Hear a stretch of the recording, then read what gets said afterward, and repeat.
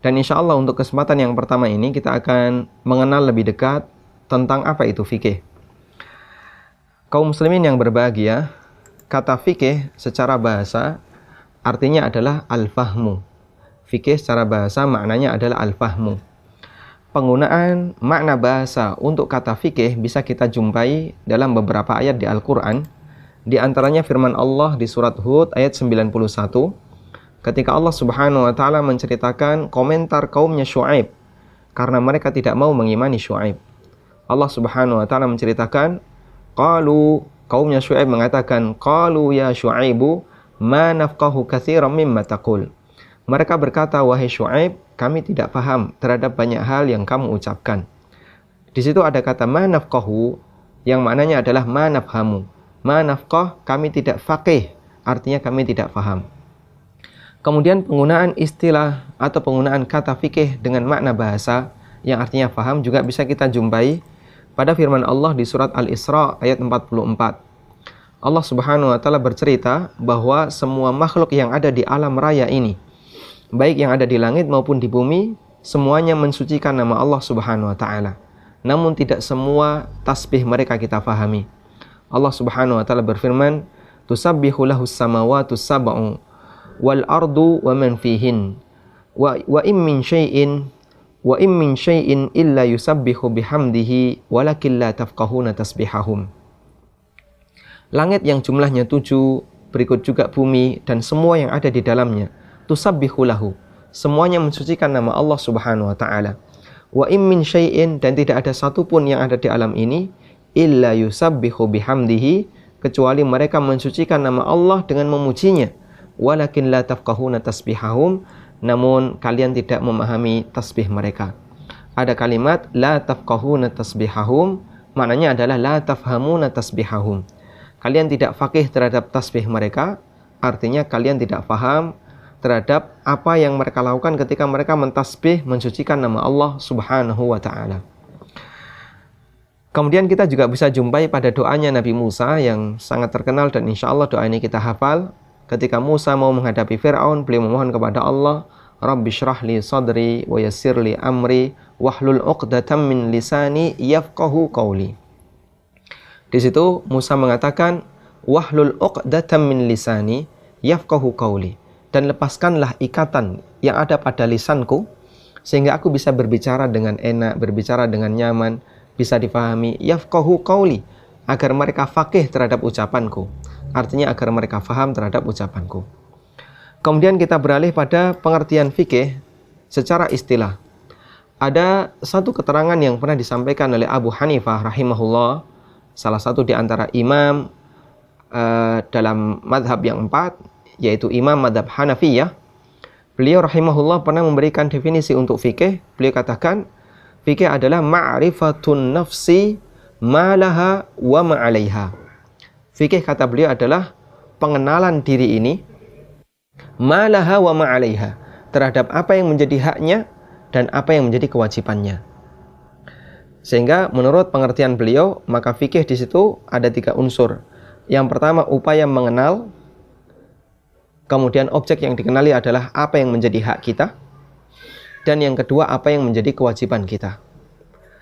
Makanya ketika orang mengenal hak dan kewajibannya secara syariat, berarti berdasarkan definisi yang disampaikan oleh Abu Hanifah, orang ini telah belajar fikih.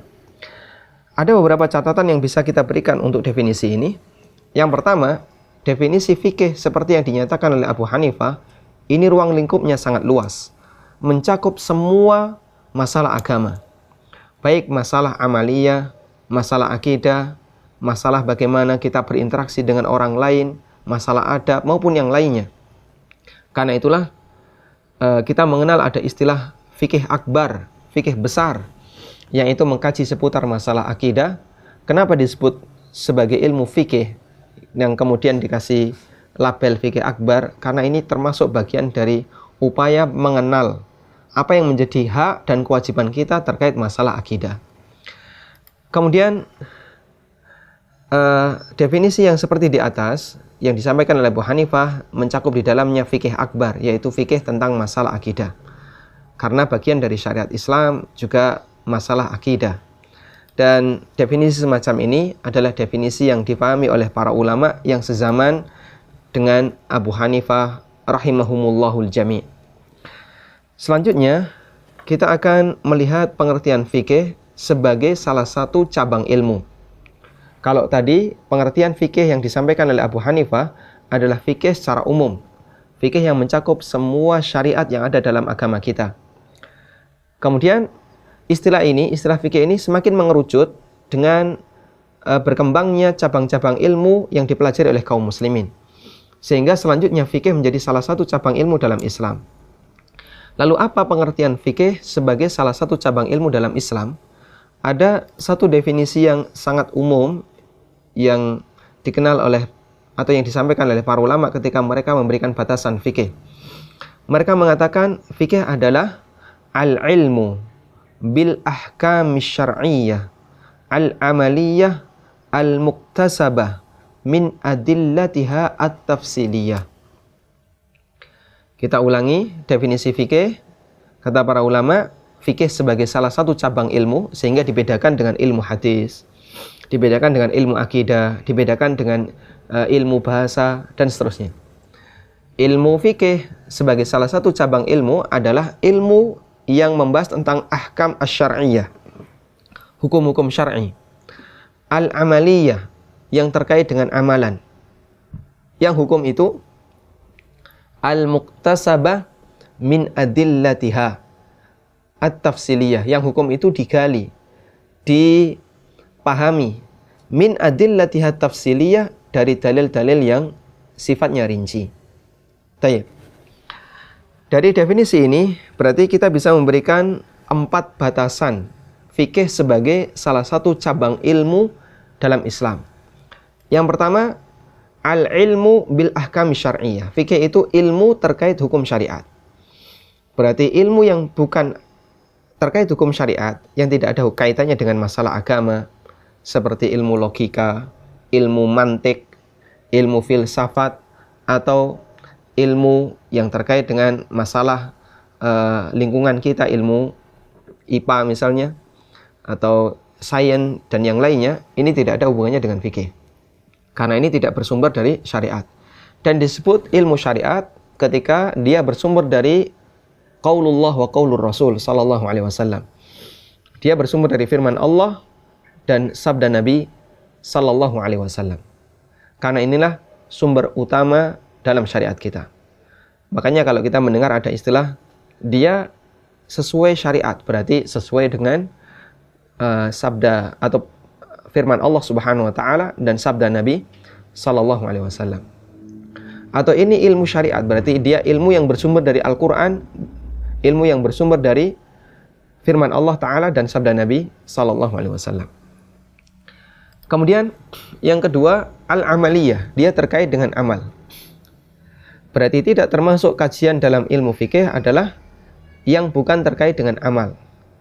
Misalnya terkait dengan keyakinan, atau terkait dengan akidah, atau terkait dengan masalah manhaj. Bagaimana kita membangun prinsip yang benar dalam beragama. Ini tidak dibahas dalam ilmu fikih. Ini masuk dalam kajian ilmu yang lain. Yang meskipun tidak kita pungkiri, itu masuk dalam kajian ilmu syariat. Kemudian yang ketiga, al-muktasabah, yang dia digali, artinya dia hasil ijtihad. Sehingga ilmu ini adalah kesimpulan dari ijtihad seseorang terhadap dalil-dalil yang ada dalam Al-Quran dan Sunnah. Bukan dari hasil mimpi, bukan dari hasil merenung, ya, kemudian dapat wangsit, bukan. Makanya tidak ada istilah fikih dari mimpi, nggak ada. Kalau ada orang yang punya kesimpulan fikih, dari mana kamu dapatkan ini? Dari mimpi. Wah, itu bukan fikih. Karena fikih tidak berasal dari mimpi, tapi berasal dari ijtihad seseorang ketika memahami dalil yang ada dalam Al-Quran dan Sunnah. Dan yang keempat, unsurnya adalah min adillatiha tafsiliyah. Dia digali dari dalil-dalil yang rinci.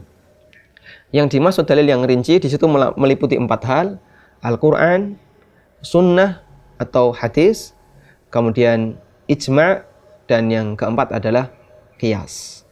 Baik. Karena itu ketika dalilnya tidak bersumber dari 4 ini, tapi bersumber dari yang lain, bukan termasuk dalam pembahasan ilmu fikih. Demikian yang bisa kita sampaikan sebagai muqaddimah yang pertama. Semoga bermanfaat. Wassalamualaikum warahmatullahi wabarakatuh.